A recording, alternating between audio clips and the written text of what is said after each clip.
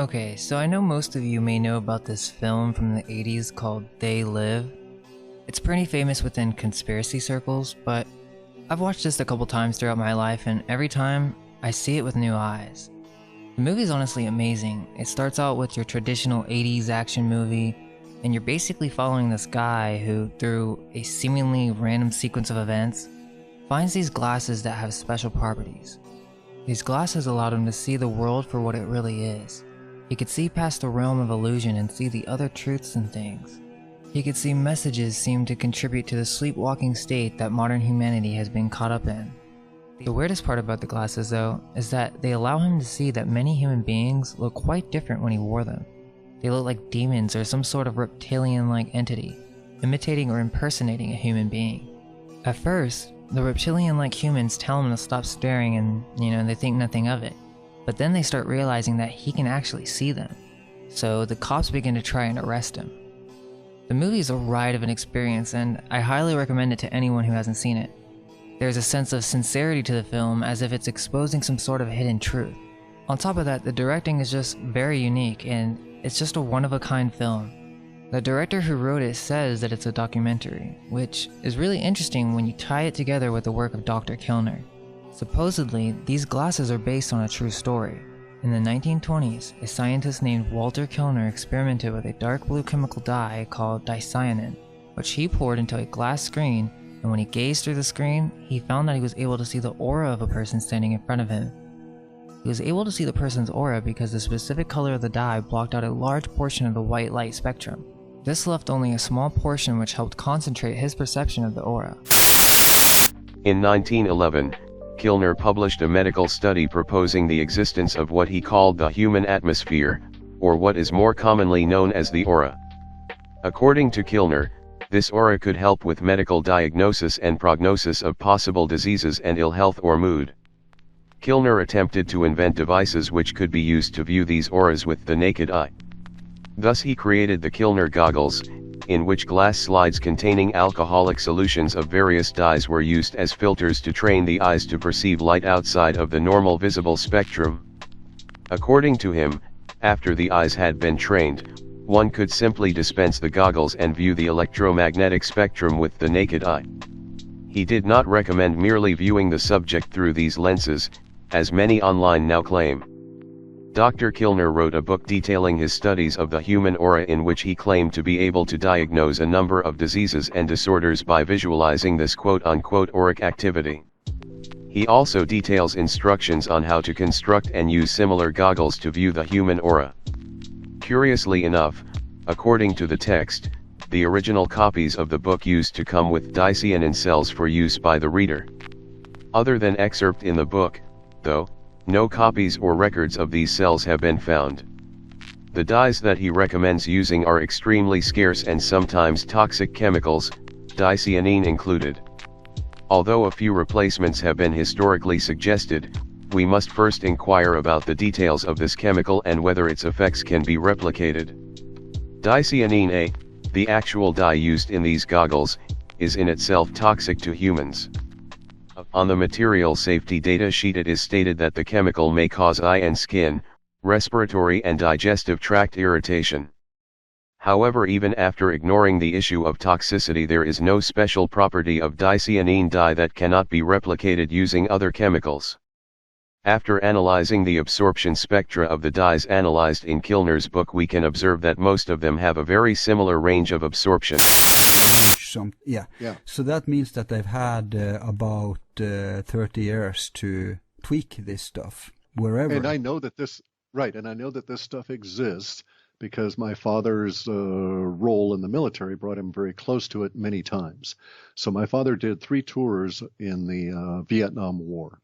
And in his second tour, he was advanced enough in rank, and he was there, I think, 11 or 12 months.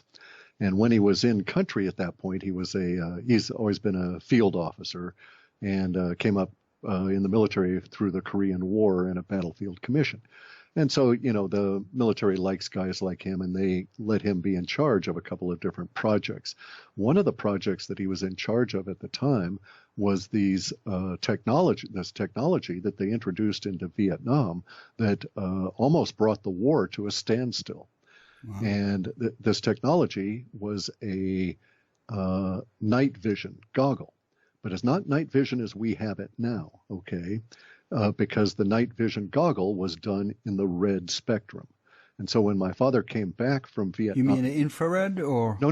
I'll explain. Ordinary red. Oh, ordinary red. Okay. So instead of seeing... When you look at a night vision goggles now, you see green. Everything is translated into green for you. And human eye sees green, more colors, shades of green than any other color. It's part of our evolution, our need to find food. So that's clever then. Correct. But see, here's the thing. It started off as red. And so the night vision goggles were introduced to helicopter pilots and gunnery people in Vietnam.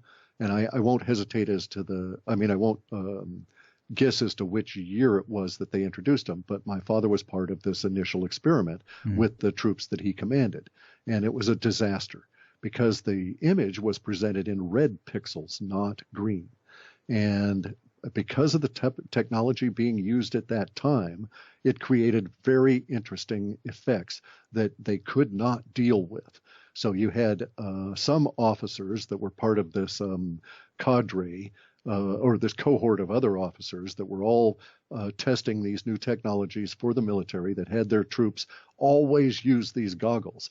And those units became self-destructive. They went down in a horrid situation.